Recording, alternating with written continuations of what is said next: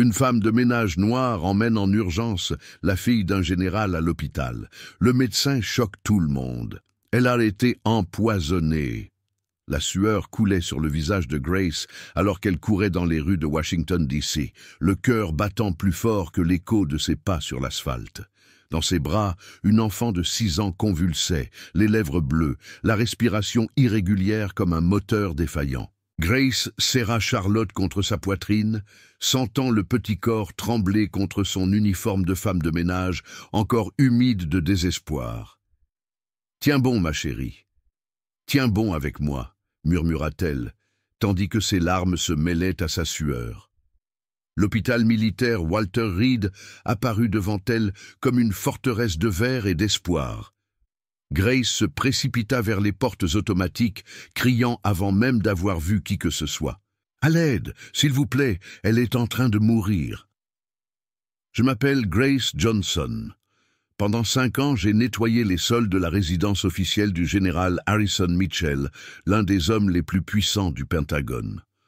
J'ai balayé les miettes des réunions qui décidaient du sort des pays, j'ai dépoussiéré les médailles qui racontaient des histoires de guerre, et j'ai pris soin de la petite Charlotte comme si c'était ma propre fille. Pour le monde, j'étais invisible, juste une femme noire de 42 ans qui arrivait avant l'aube et partait après la tombée de la nuit.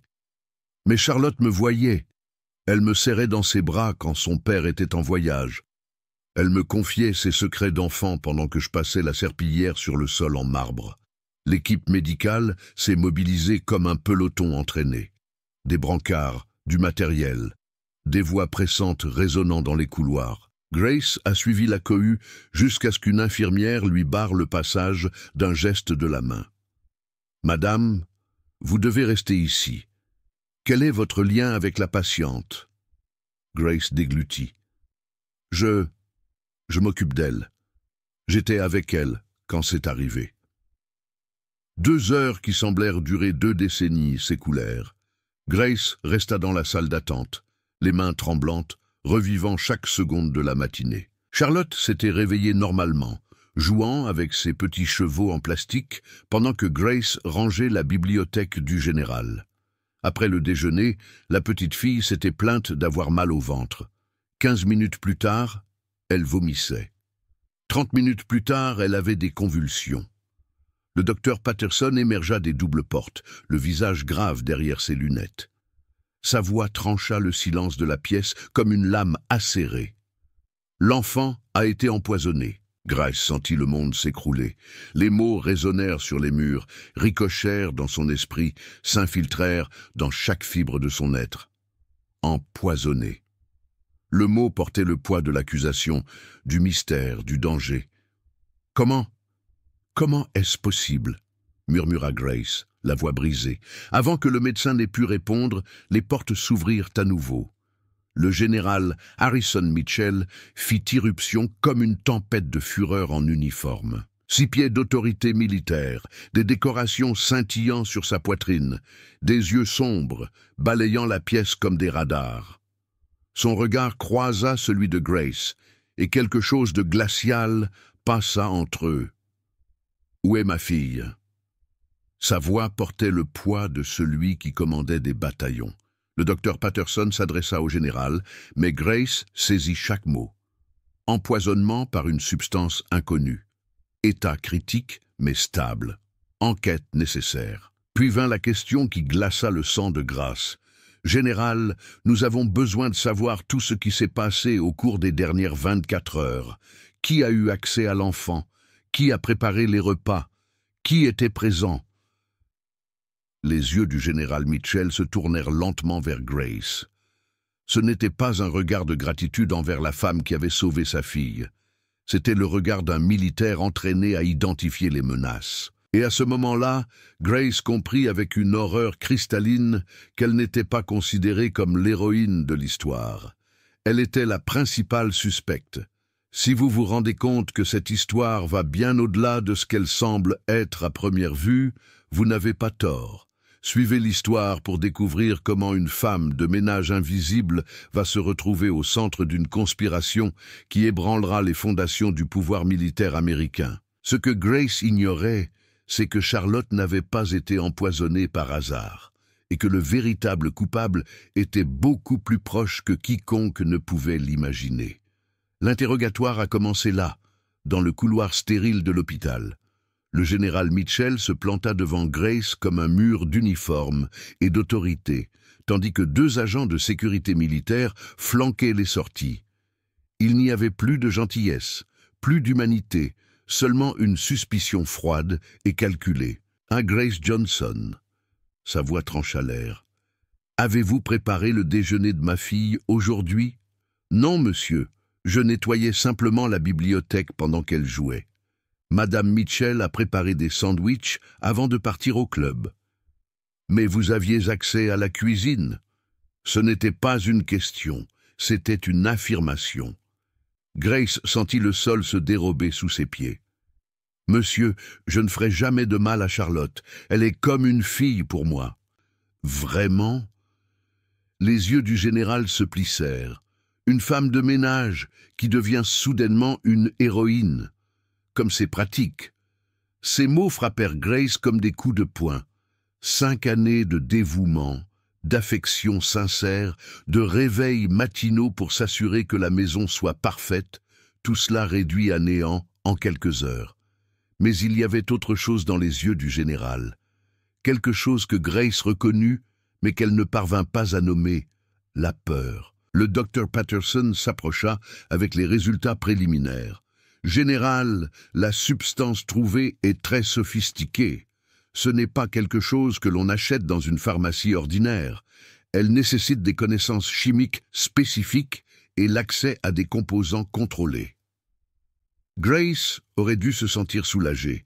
Elle n'avait évidemment pas accès à des poisons militaires. Mais le regard du général s'intensifia. « Docteur Sarah Chen, veuillez vous présenter. » Une femme asiatique en blouse blanche apparut, portant un dossier. « Le docteur Chen est notre spécialiste en sécurité intérieure. Elle mènera l'enquête. » Grace observa la femme s'approcher. Il y avait quelque chose de calculé dans ses mouvements, quelque chose qui ne cadrait pas avec l'urgence médicale du moment. Le docteur Chen ouvrit le dossier et en sortit une tablette.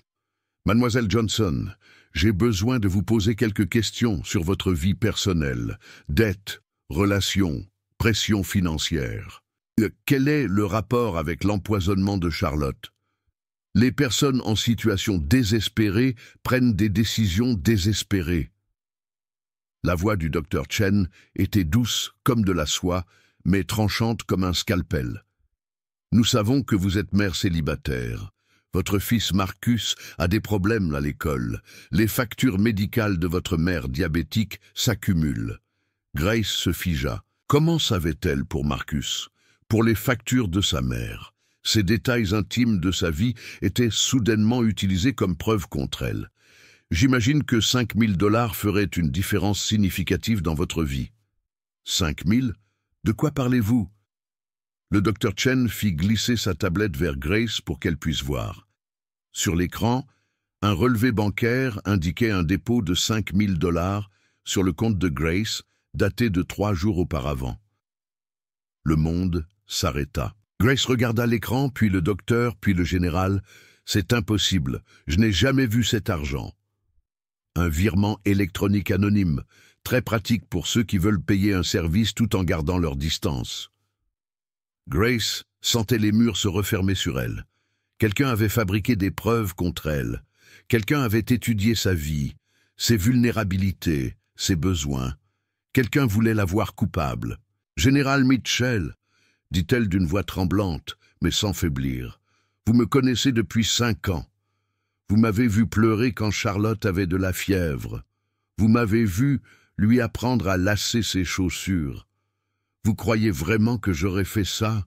Pendant un instant, juste un instant, quelque chose d'humain passa dans les yeux du général. Mais cela fut rapidement remplacé par quelque chose de plus froid. « Ce que je crois n'a pas d'importance. Ce qui importe, c'est ce que je peux prouver. » Le docteur Chen referma le dossier d'un coup sec. « Mademoiselle Johnson, vous êtes en état d'arrestation pour interrogatoire. Vos droits vous seront lus au poste de police. » Alors que les menottes cliquetaient à ses poignets, Grace regarda une dernière fois le général, et c'est alors qu'elle le vit. Dans ses mains, une enveloppe blanche qui n'était pas là auparavant. Il l'arrangea rapidement dans sa poche. Mais Grace avait l'œil aiguisé après avoir passé des années à nettoyer chaque recoin de cette maison. Elle connaissait cette écriture. Elle connaissait ce papier coûteux. Il provenait de Victoria Mitchell, la femme du général. Mais Victoria était censée être au club au moment de l'empoisonnement. Elle était censée avoir un alibi en béton. Elle était censée être loin de chez elle lorsque sa propre fille a failli mourir. Alors que Grace était escortée dans les couloirs de l'hôpital, une certitude grandissait en elle comme un feu. Elle n'était pas seulement une suspecte commode. Elle était un bouc émissaire soigneusement choisi. La question qui la taraudait alors que les portes de l'hôpital se refermaient derrière elle n'était pas de savoir qui avait empoisonné Charlotte. C'était de savoir pourquoi quelqu'un voulait faire souffrir une enfant innocente. Et pourquoi cette même personne était prête à détruire Grace pour cacher la vérité. La cellule militaire était un cube de béton et de désespoir. Grace passa la première nuit éveillée, assise sur le lit superposé fin comme du carton, revivant chaque seconde de la matinée fatidique. Les murs semblaient se refermer à chaque heure, mais son esprit fonctionnait comme une machine de guerre. Quelqu'un avait tout orchestré avec une précision chirurgicale, le timing, les preuves fabriquées, même le choix de Grace comme bouc émissaire. Le lendemain matin, un avocat commis d'office se présenta. James Rodriguez, 50 ans, cravate froissée et expression de quelqu'un qui avait perdu plus d'affaires qu'il ne voulait l'admettre. Il s'assit de l'autre côté de la table métallique avec un profond soupir. « Mademoiselle Johnson, je ne vais pas vous mentir. Les preuves contre vous sont accablantes. » Il ouvrit un dossier qui semblait contenir la condamnation à mort de Grace. Accès à la victime, mobile financier, dépôt bancaire suspect. Le procureur requiert la peine pour tentative de meurtre avec circonstances aggravantes. Monsieur Rodriguez, je n'ai pas fait ça. Quelqu'un est en train de me piéger. Tous mes clients sont innocents, Grace. Je peux vous appeler Grace? Il n'attendit même pas sa réponse. La question est, pouvons-nous le prouver? Grace se pencha en avant, les yeux brûlants de détermination. L'enveloppe que j'ai vue dans les mains du général appartenait à sa femme, Victoria Mitchell. Elle était censée être au club quand Charlotte a été empoisonnée, mais... Mais quoi? Avez-vous la preuve qu'elle mentait? Grace ferma les yeux, fouillant dans sa mémoire. La semaine dernière, en nettoyant son bureau, j'ai trouvé des papiers étranges, des contrats d'assurance-vie pour Charlotte, et j'ai entendu par hasard une conversation téléphonique où elle parlait de « régler le problème une fois pour toutes ». Rodriguez prit rapidement des notes. C'est circonstanciel, mais c'est déjà ça. Pourquoi la femme d'un général voudrait-elle nuire à sa propre fille? Avant que Grace n'ait pu répondre, la porte s'ouvrit brusquement.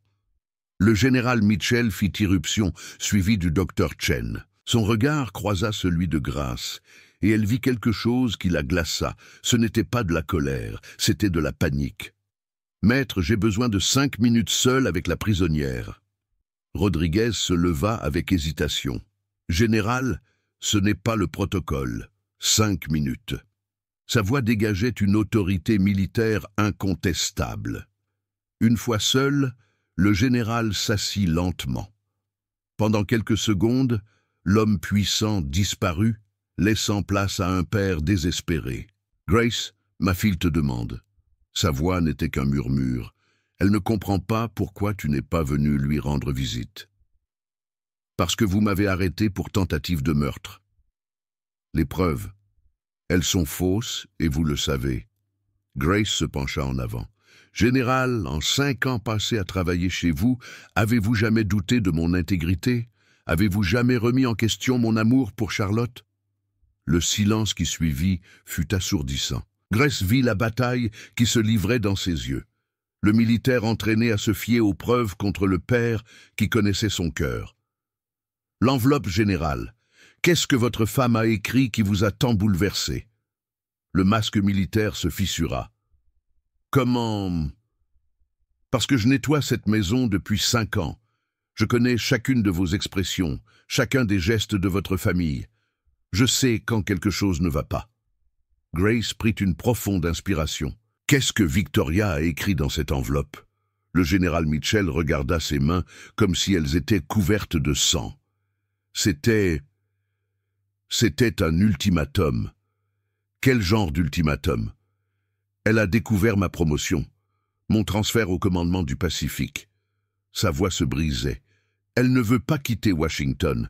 Elle a des engagements ici. Grace sentit les pièces s'assembler comme dans un puzzle macabre. Quel genre d'engagement? Victoria a des relations, des liens qu'elle ne veut pas abandonner. Cette admission ressemblait à un aveu devant un tribunal. Elle a dit que si j'acceptais la promotion, elle ferait tout pour m'en empêcher. L'horreur de la vérité frappa Grace comme un coup de tonnerre. Elle a empoisonné sa propre fille? Non! La négation fut désespérée. Elle voulait juste créer une situation qui me forcerait à rester, une urgence familiale qui justifierait mon refus de la mutation. Mais quelque chose a mal tourné. La dose devait être plus faible, juste assez pour causer un malaise. Les larmes finirent par couler. Victoria a engagé quelqu'un, mais cette personne a augmenté la quantité. Charlotte a failli mourir. Grace sentit la nausée lui monter à la gorge. Et c'est moi qui ai été choisi pour endosser la responsabilité. Vous étiez parfaite. Vous aviez accès à la maison, vous aviez des besoins financiers, vous n'aviez aucun lien social puissant pour vous défendre. La cruauté de ces mots la transperça comme un couteau. Victoria a tout planifié. Le général se leva brusquement.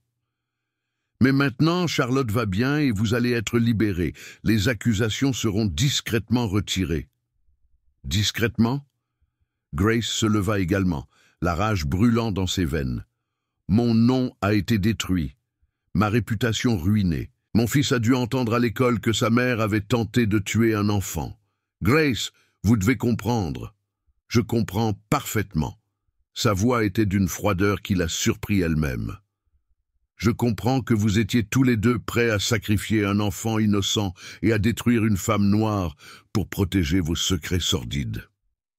Le général s'arrêta à la porte. Que voulez-vous?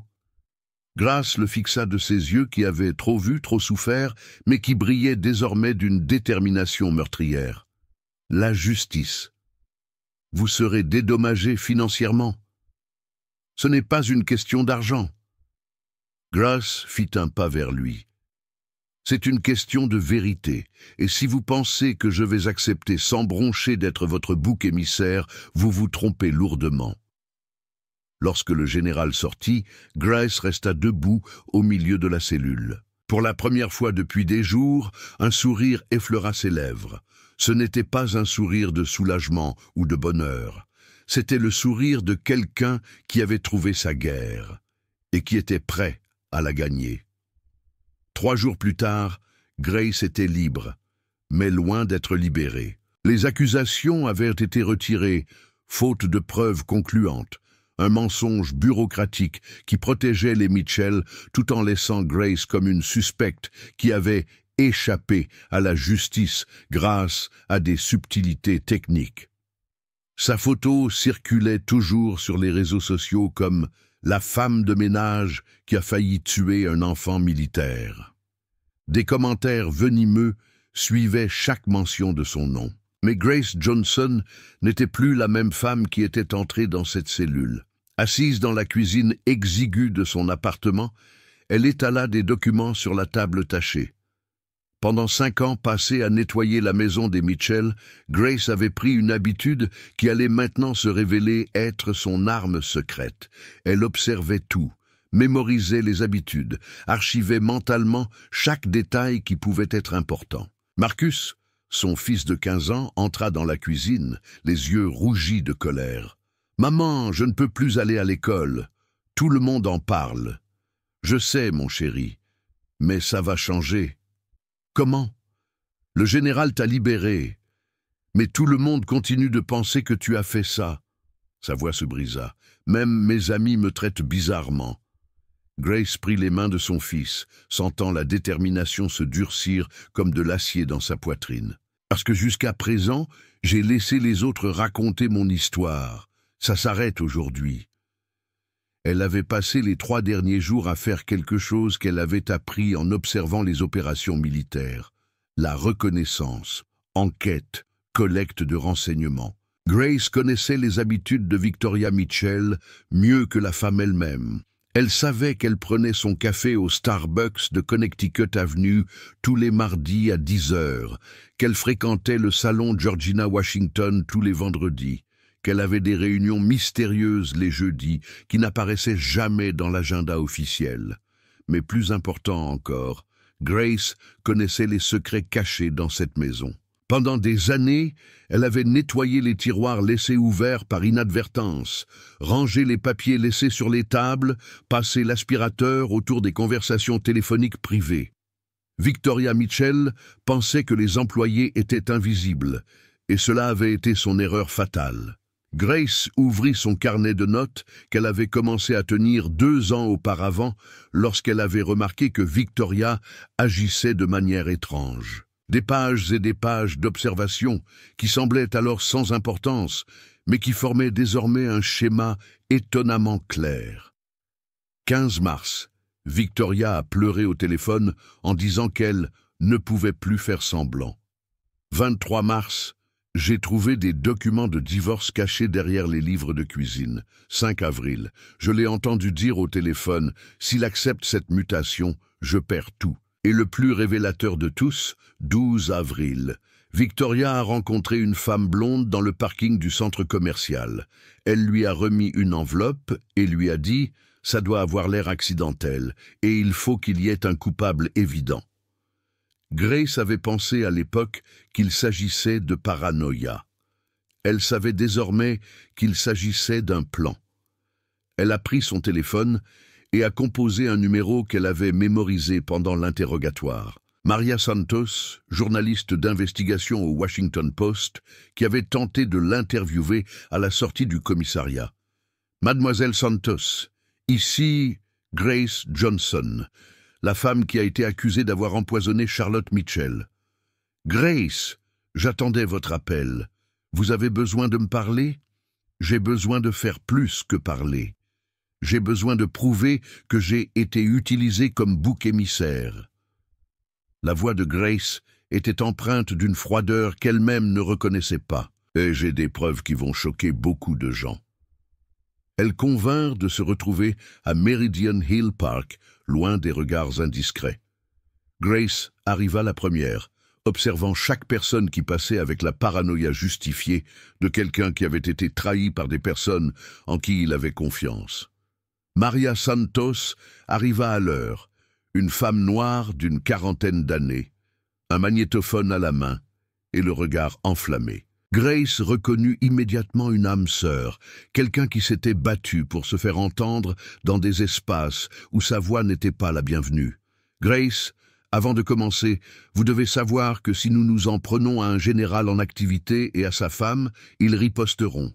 Ils tenteront de détruire votre vie par tous les moyens possibles. Ma vie est déjà détruite. » Grace ouvrit son cahier.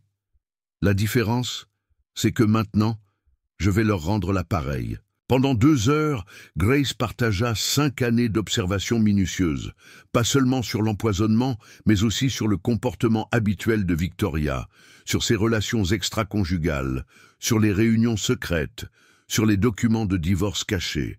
Si vous vous rendez compte que cette histoire va bien au-delà d'une femme de ménage injustement accusée, vous avez raison. Parfois, lorsque des personnes puissantes sous-estiment ceux qu'elles considèrent comme invisibles, elles finissent par livrer les armes de leur propre destruction.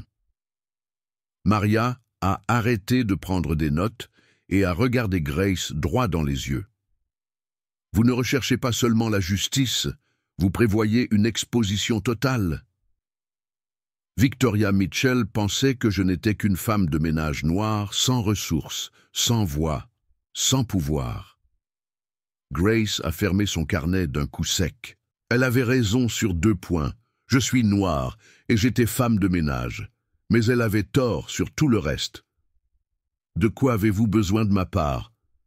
D'un accès, de votre crédibilité en tant que journaliste pour atteindre des endroits où je ne peux pas aller. Et surtout, Grace sourit pour la première fois depuis des semaines.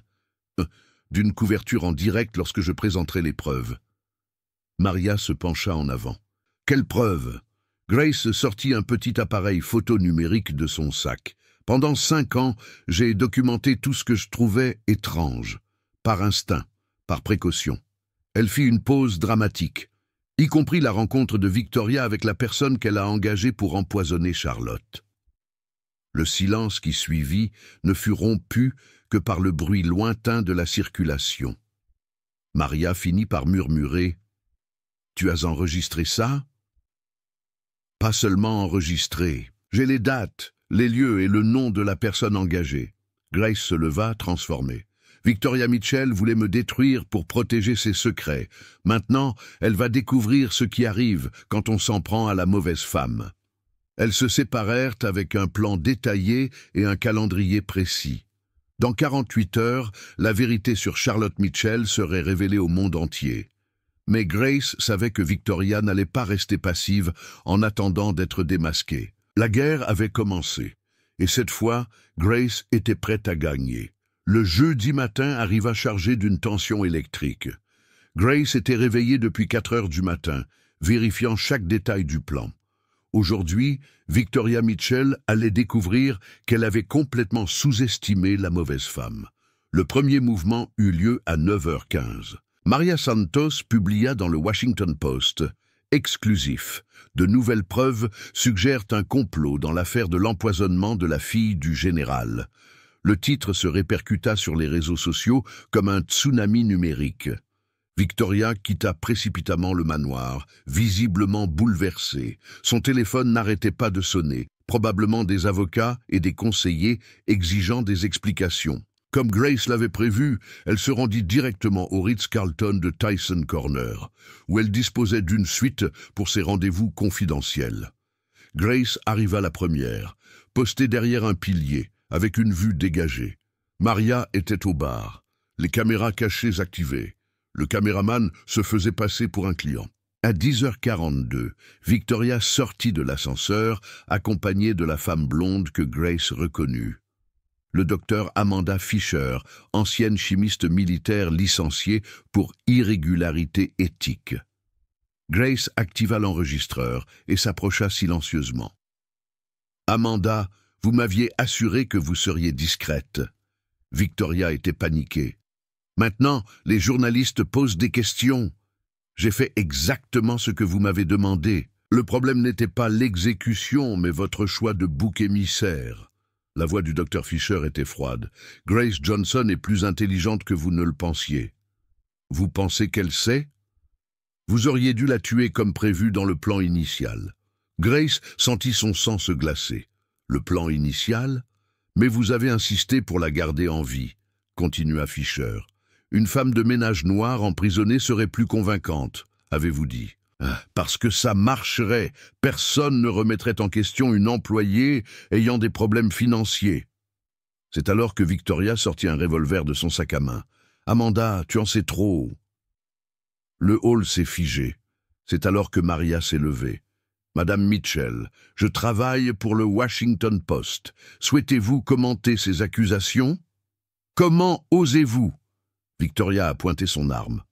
Grace est sortie de derrière le pilier. « S'il vous plaît, ne criez pas. Vos paroles sont enregistrées depuis 5 minutes. » Victoria se retourna comme un animal acculé. « Grace, comment avez-vous... » Surprise. La femme de ménage invisible avait tout observé. « Vous ne comprenez pas.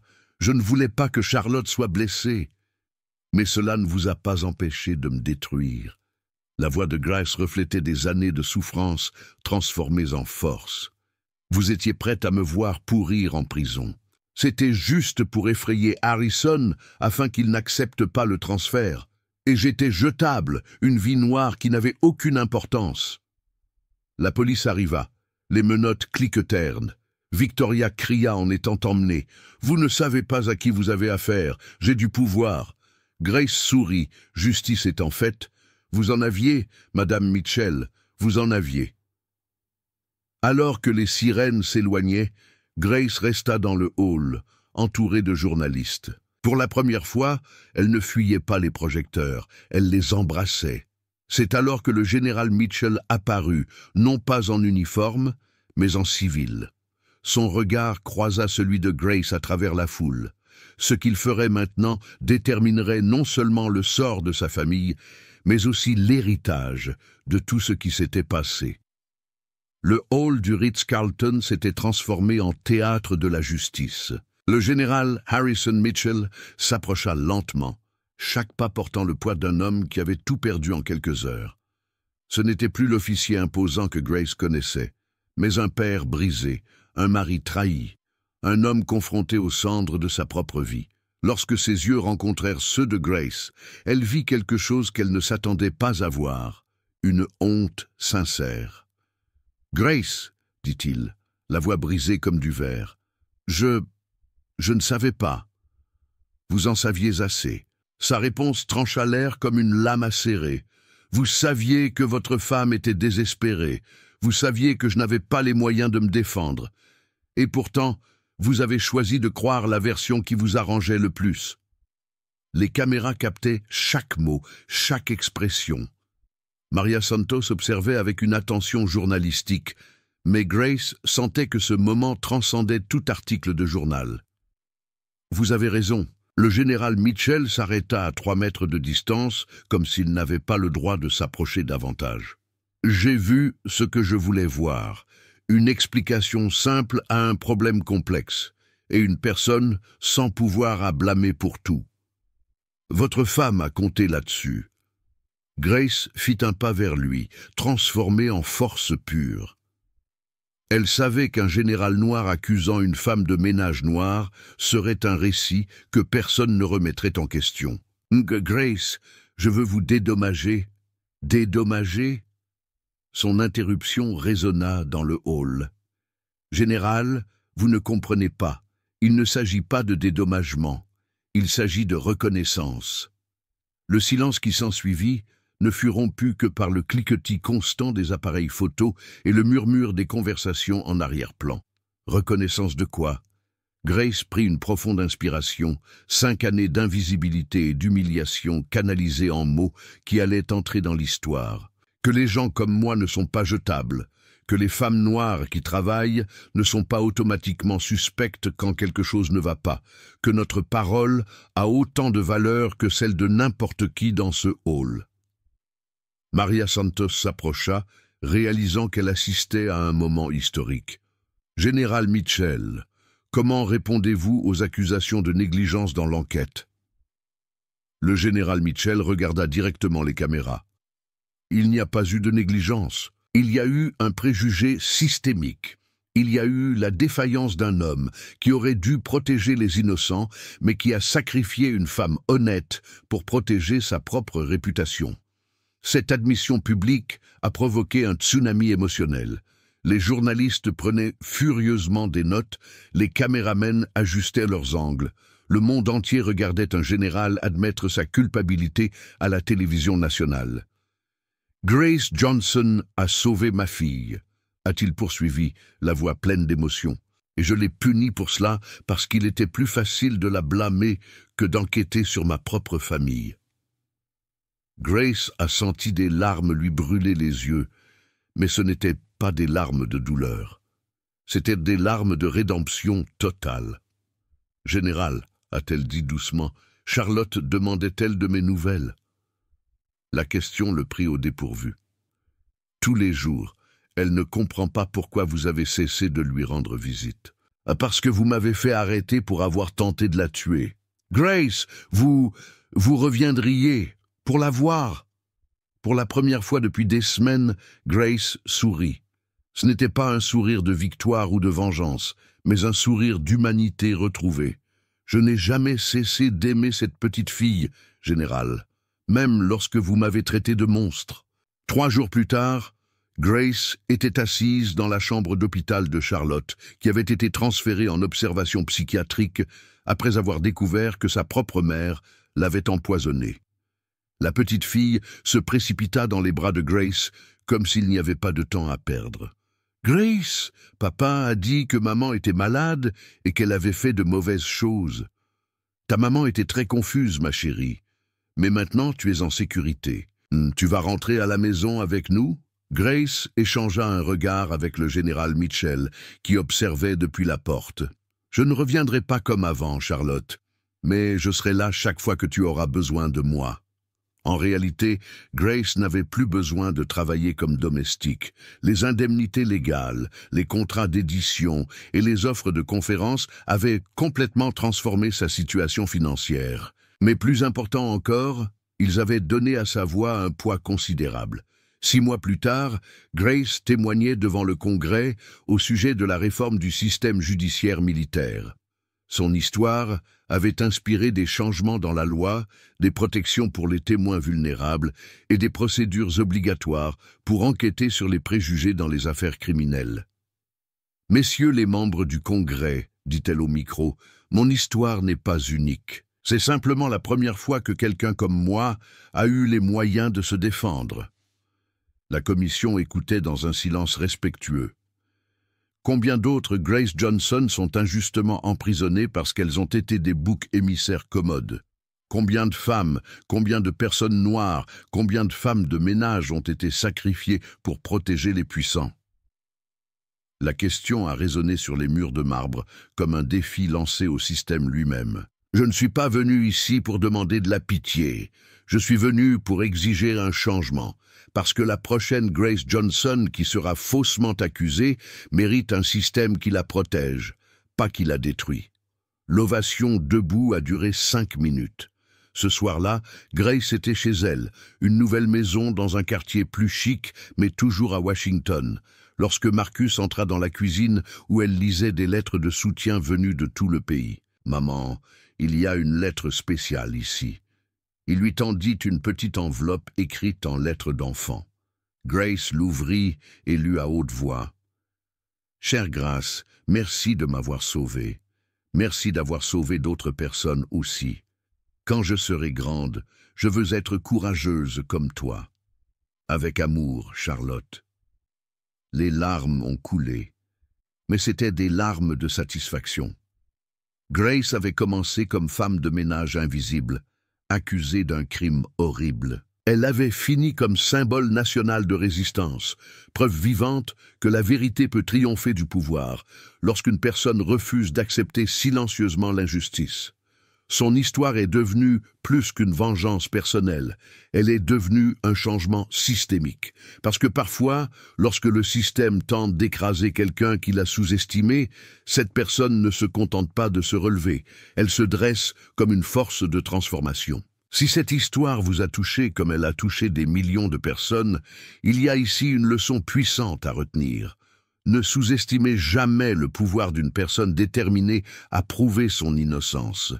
Et si vous croyez que des histoires comme celle-ci doivent être racontées, que des voix comme celle de Grace méritent d'être entendues, alors vous comprenez pourquoi des chaînes comme celle-ci existent pour mettre en lumière des vérités que d'autres préféreraient garder dans l'ombre. La femme de ménage invisible était devenue la voix que personne ne pouvait plus ignorer, et cette voix ne faisait que commencer à s'exprimer.